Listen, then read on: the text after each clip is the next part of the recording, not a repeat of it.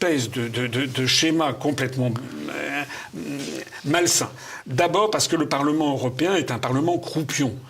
Je le dis à toutes les personnes qui m'ont écouté, qui se disent tiens, je pourrais peut-être voter pour lui, mais je suis pas tout à fait d'accord pour sortir de l'Union européenne. Mais les gens sont terrorisés aussi par une sortie de l'Union européenne qui supprimerait leur épargne et qui multiplierait la dette publique par X. Oui, je connais, c'est ce qu'au Royaume-Uni ils avaient appelé Project Fear. D'ailleurs, il y a encore des Français aujourd'hui qui sont convaincus que les Britanniques se regrettent terriblement le Brexit. Il y a des sondages qui est fait par le Guardian, qui est un journal de gauche, qui était anti-Brexit, et qui, tous les 6 mois, sort un sondage d'un organisme qui s'appelle Opinium, dirigé par un Américain qui travaille à la Harry Truman School of Government dans le Missouri. Enfin, bon, c'est un agent des Américains. Et il sort tout un sondage comme quoi il y aurait 86% des Britanniques qui se mordraient les doigts d'avoir fait le Brexit.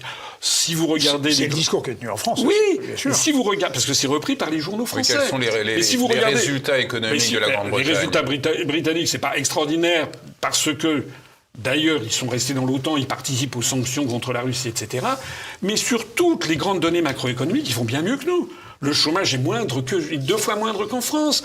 Le déficit, l'endettement public, ils en sont à 95 ou 98% du PIB, nous on en est à 115. La croissance, il y a des organismes britanniques et américains qui ont envisagé le taux de croissance de l'économie britannique jusqu'en 2035 est prévu pour être très supérieur à celui du continent et progressivement le Royaume-Uni devrait rattraper l'Allemagne. Mais la différence que la Grande-Bretagne n'était pas dans l'euro. Oui, donc nous on sortirait à la fois de l'Union européenne et de l'euro. Et de l'euro. Je sais bien. Et sur l'immigration, la Grande-Bretagne là, c'est plus difficile. En tout cas, ils sont maîtres de leur immigration. D'ailleurs, ils ont passé, on est pour ou on est contre, ils ont passé un accord avec le Rwanda pour envoyer au Rwanda leurs immigrés. Donc, ce que je veux dire, c'est que ce qu'il faut bien comprendre, c'est pas parce que vous serez sorti de l'Union européenne que vous aurez forcément les meilleurs gouvernants qui prendront les meilleures décisions. Bon, actuellement, le gouvernement de Rishi Sunak, qui est quand même sous la coupe des États-Unis, sous la coupe de l'OTAN, prend des décisions que nous ne prendrions pas. Mais ce qui est très important, c'est que c'est un pays qui a recouvré sa possibilité de définir une politique nationale, ce qu'il fait d'ailleurs en matière migratoire, de façon plus ou moins... François Mitterrand, dans son testament politique, évoquait une guerre avec les États-Unis, une guerre économique, une guerre à mort. Les Américains, ils sont voraces. Et vous dites aussi que l'Europe est la serpillière de l'Amérique. Bien sûr. Mais alors, je voudrais terminer, parce que la question qui se posait, c'est que moi, je m'adresse ici, même aux électeurs de LFI, de Zemmour, du RN, et qui m'écoutent avec attention et qui me disent, et qui pensent, j'hésite. Je voudrais leur donner un argument important. C'est que si nous avons des députés au Parlement européen, on n'en aura de toute façon pas beaucoup, et de toute façon, le Parlement européen ne sert pas à grand-chose. C'est un Parlement croupion, puisqu'on était en train d'expliquer. Ce que je voulais dire, c'est que la Commission européenne, c'est à la fois l'exécutif, le législatif avec les directives. C'est une monstruosité.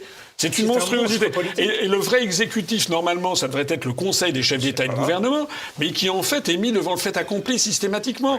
Moi, je l'ai vu quand j'étais aux affaires. J'avais participé à une réunion à l'Élysée où on préparait le voyage de Chirac pour aller à Bruxelles. Et il y avait une pile comme ça de dossiers, donc qui avaient été entièrement moulinés. Tout était prêt. Donc un chef d'État ne peut pas dire « je suis pas d'accord, je suis pas d'accord, je suis pas d'accord, je suis pas d'accord ». Il bloque le système. Donc en fait, formellement, on dit que ce sont les chefs d'État et de gouvernement qui prennent les décisions, mais ça n'est pas le cas. Donc c'est le coup d'État permanent consenti. Voilà, consenti absolument. Et je voudrais donc dire aux gens qui s'interrogent, je leur dis, excusez-moi, je vais être comme le Jean-Paul II, n'ayez pas peur. Pourquoi ? Parce que si on a des députés UPR, ça va rien changer, hein. On ne sera pas, même avec 6 ou 7 députés, on ne sera pas en mesure de changer quoi que ce soit. Mais vous mettez le pied dans la porte. On met le pied dans la porte. On fait scandale à répétition au Parlement européen. On est forcé d'être invité sur les grands médias.